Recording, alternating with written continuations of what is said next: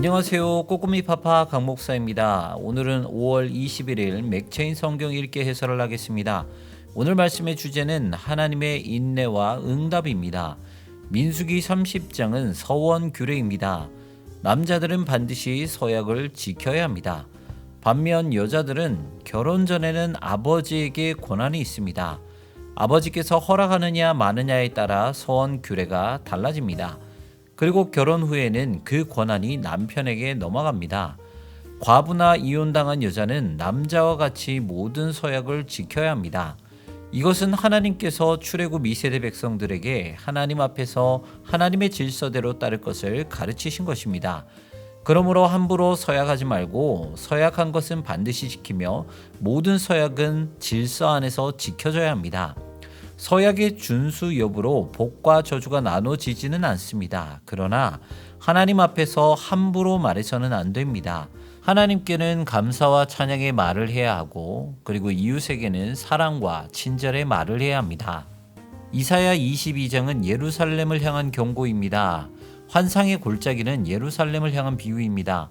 어리석은 예루살렘 백성들은 적들이 잠시 물러간 것을 보고 미리 승전가를 부릅니다. 그러나 이사야는 전혀 다른 환상을 보게 됩니다. 바로 예루살렘이 멸망하는 환상입니다. 죄에 따라 심판을 받을 때에는 통곡하고 회개해야 하는데 예루살렘은 먹고 마시자 하고 말합니다. 하나님은 이 죄악을 용서하지 않겠다고 하십니다.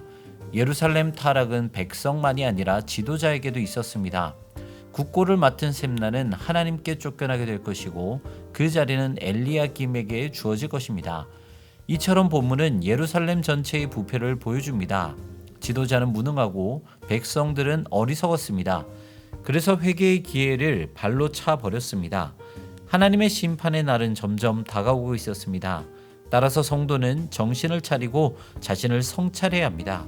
그리고 말씀 위에 굳게 서야 합니다. 바로 그것이 성도의 지혜입니다. 시편 74편은 하나님의 침묵입니다. 대적들이 이스라엘 한복판에 깃발을 세웠습니다. 도끼와 철퇴로 성소를 부수고 더럽혔습니다. 하지만 하나님은 침묵하셨습니다. 이에 시편 기자는 세 가지를 말하며 하나님의 일하심과 심판을 간절히 간구합니다. 첫째는 주의 백성들이 당하는 능력은 하나님의 수치가 된다는 것입니다. 둘째는 하나님의 긍휼하심을 토대로 기도했다는 것입니다. 셋째는 하나님의 언약을 기억해달라고 간구합니다.